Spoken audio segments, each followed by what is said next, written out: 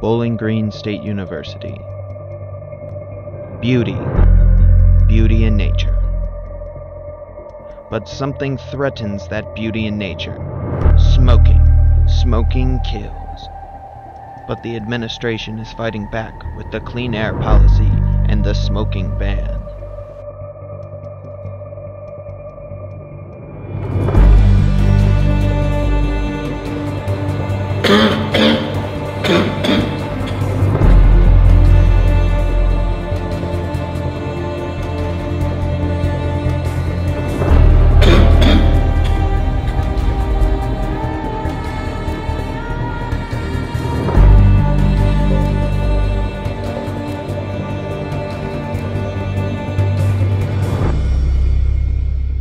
Pare were around today and did a documentary about Bowling Green State University's administration policies, it would look like something you just saw. Note the dramatic narration and the dramatic music. These were often found in his work. Now, before we look too closely at his work, let's look at how he got his start. Pare Lorenz was born December 11, 1905 in Clarksburg, West Virginia as Leonard McTaggart Lorenz. His father, Pare Hanson Lorenz, was a printer and publisher of high school and college yearbooks. His mother, Alma McTaggart Lorenz, was a professional singer. When Leonard began to write, he adopted his father's name, Pare, instead of Leonard. Lorenz loved music and played the violin. Lorenz went to West Virginia University, but he dropped out before he graduated and moved to New York City. In 1925, Lorenz got a job as an editor of the Edison Lamp Sales Builder. Within a year, he was hired by the popular humor magazine Judge, and soon after became the magazine's motion picture critic. Lorenz was writing film criticisms for New York Evening Journal newspaper and magazines such as Vanity Fair, Town and Country, and McCall's. His directness and honesty got himself fired almost as often as he was hired.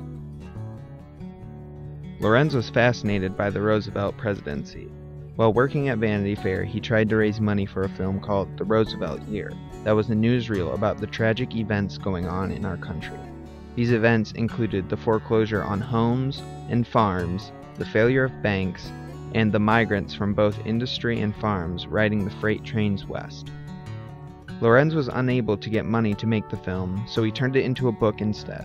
His book really showed what America was going through during the Depression. In 1931, Lorenz married actress Sally Bates. Pare Lorenz was described as someone who was never satisfied with holding just one job at a time.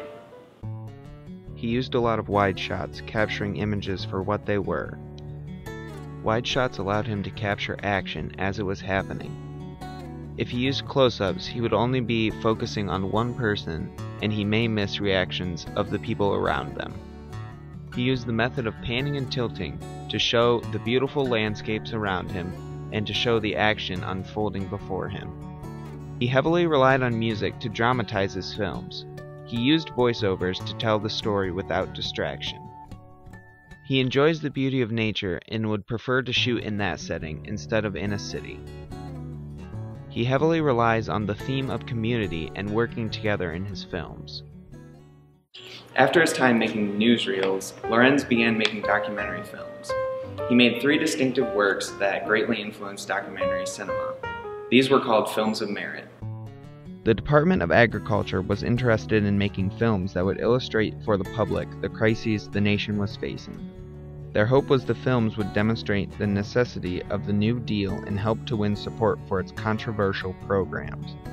Lorenz came to the attention of the Department of Agriculture and the Resettlement Administration because of his interest in Roosevelt and the New Deal, and his concerns with the environmental problems that face the United States and their impact on the country's fiscal position.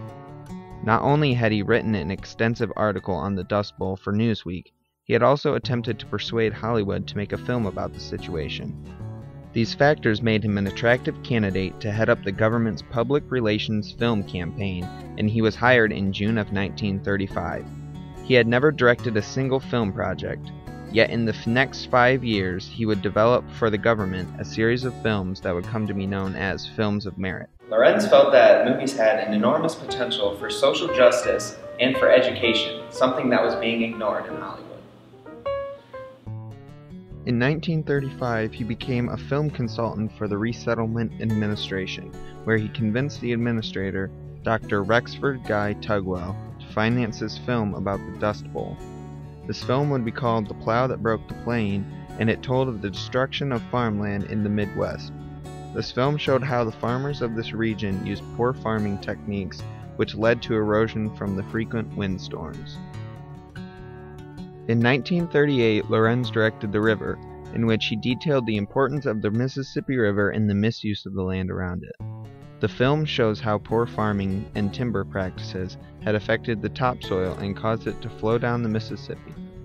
The loss of topsoil caused a lack of fertile soil, and it also caused flooding along the river. This flooding destroyed the farms on the banks of the river and also the livelihood of the residents. This film is considered Lorenz's crowning achievement and was a great influence of Roosevelt's decision to establish the National Film Service. This film's script was even nominated for a Pulitzer Prize. In 1940, Lorenz made The Fight for Life, which tells of the struggles to provide care for mothers and babies during childbirth. This film is a semi-documentary because there were a cast of actors used to portray events. This was the only film made by Lorenz that he used actors.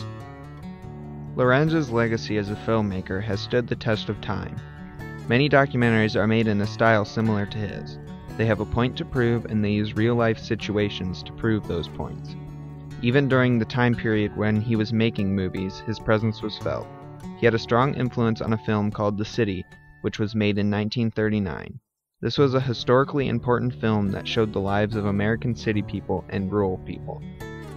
Lorenz's contributions to documentary cinema can be seen throughout these three films he directed, plus The City, which was strongly influenced by him. The Films of Merit projects led Roosevelt to establish the United States Film Service in 1938 under Lorenz's direction. The USFS was active until 1940 when Congress cut off its funding. In that time, the USFS produced The Fight for Life, which was overseen by Lorenz. The International Documentary Association named its Pare Lorenz Film Festival and its grand prize in honor of Lorenz. This prize is granted to individuals whose work best represents the democratic sensibility, activist spirit, and lyrical vision of Lorenz. After his career, Lorenz lived a quiet life outside of New York City and left a lasting legacy on film.